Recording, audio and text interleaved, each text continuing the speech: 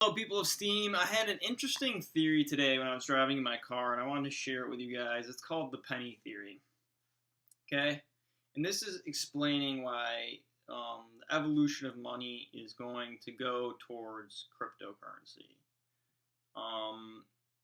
And here's why. Okay? So you have a penny, right? And we all know that people talk about how pennies might not even be made anymore because they cost more to make than what they are worth, okay? So, 100 pennies is worth $1, right? Now let's say tomorrow they stop making pennies because they're so worthless. All they do is piss people off. It's a unit of measure that's too small of a decimal, okay? We all hear about how pennies are worthless and how they actually consider stop making pennies.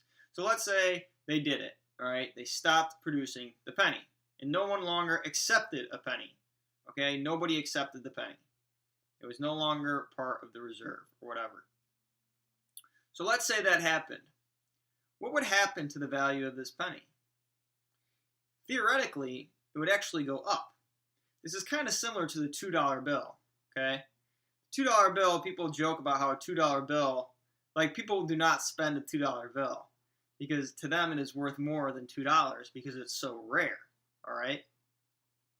So if the penny were to stop being made, its value would actually go up because they'd be rare and they'd cease to exist. So say people wanted to collect them and they saw them as valuable, say 1,000 years from now. Let's look way long term, not even 100 years. Let's say 1,000 years, right? Let's say you started buying up every single penny in the world. You'd be a really poor guy, okay? Because you just own tons of pennies. And, well, you couldn't really spend them and be a pain in the ass. But your grandkids and all your descendants and so forth might actually be pretty rich. Because maybe a penny, because it was stopped being made 1,000 years ago, it suddenly becomes an artifact. And now, 500 years, 1,000 years later, this penny, this 1 cent, now has a value of 20 cents, let's say. So it has an increase of 2,000% over a 500-year period. Obviously, I'm not saying go out and invest in pennies because, well, it wouldn't be that smart. But how does this link to cryptocurrency? Well, it's simple. Because with cryptocurrency, what you have is digital money, forms of digital money. You have Visa and you have credit, right? You have credit being issued every day in the form of a dollar, okay? In the form of a penny or a dollar or a quarter or a nickel, right? Every day it's being issued. Every day it's being printed. Sometimes it's not even printed. I think it's just digitally, because you don't even actually use paper money anymore. You pay with your credit card and things like that. You pay with a check. It's kind of digital mathematics, right? So every day, new of these are being issued, more and more. And as they're more issued and more digital, U.S. dollars are issued, they become worth less and less. Now, everyone knows that, right? Okay.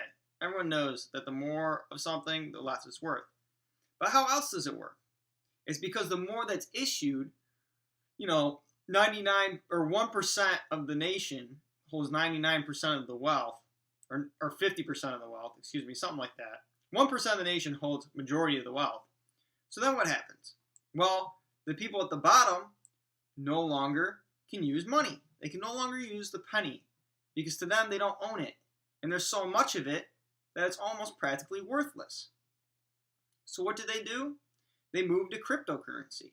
And why is this? Because there is a limited amount that people at the bottom own so they can trade between each other without being controlled at the top. So basically, this is the idea that this penny is actually worth more than a penny. Same thing with, Steam or Bitcoin. It's actually worth more than what it is.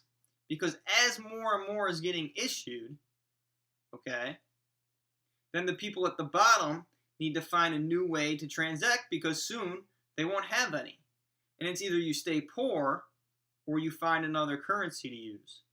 So then the demand of that goes up. Then what happens to the people at the top who own all the dollar bills and all the pennies and all the digital US dollar bills, because the people at the bottom won't accept the penny anymore, it becomes worthless to them too. So then what do they have to do?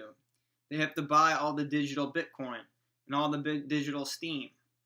And guess what this does? It drives the price up because suddenly the bottom is controlling the top, no longer the top controlling the bottom.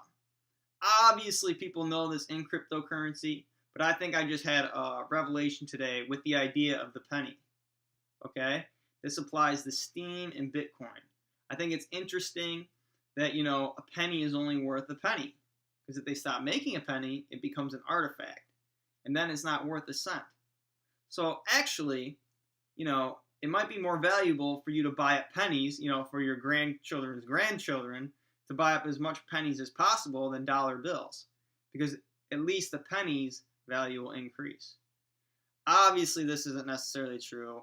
This is actually the philosophy if there was no digital currency, that the penny, if there was no digital currency, not credit, even digital US dollars, the penny would be more valuable than the dollar in a lot of ways. But because there's digital credit, a penny is the same as a dollar in the sense of, digital currency.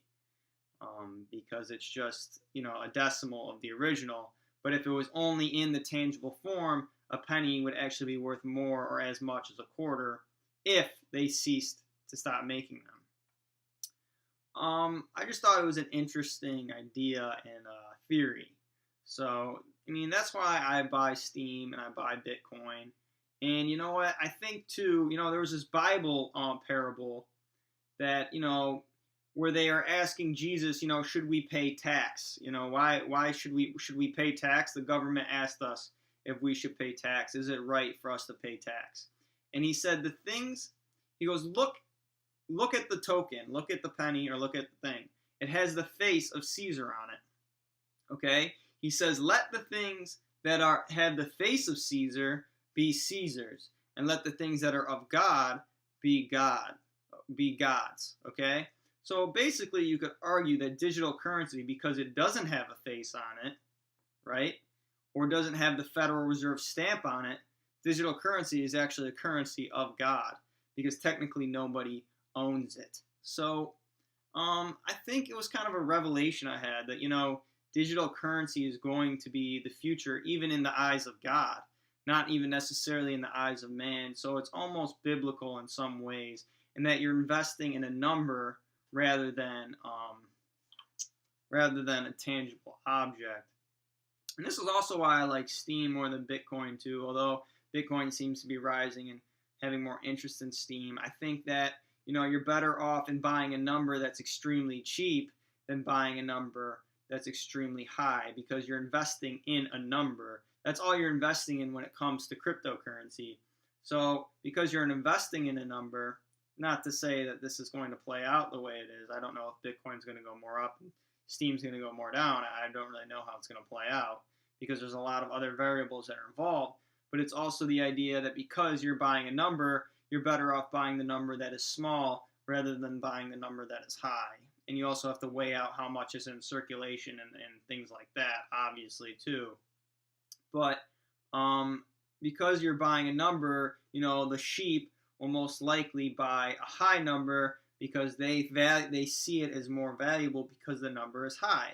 But a wise man will see that the number is low and that he can get greater abundance of it because it's actually cheaper, because it's a low number. I think it's interesting because, it's like penny stocks. Do you want to buy the Dow Jones, which is worth 19,000, or would you rather buy a gold mining stock that's worth 2 cents?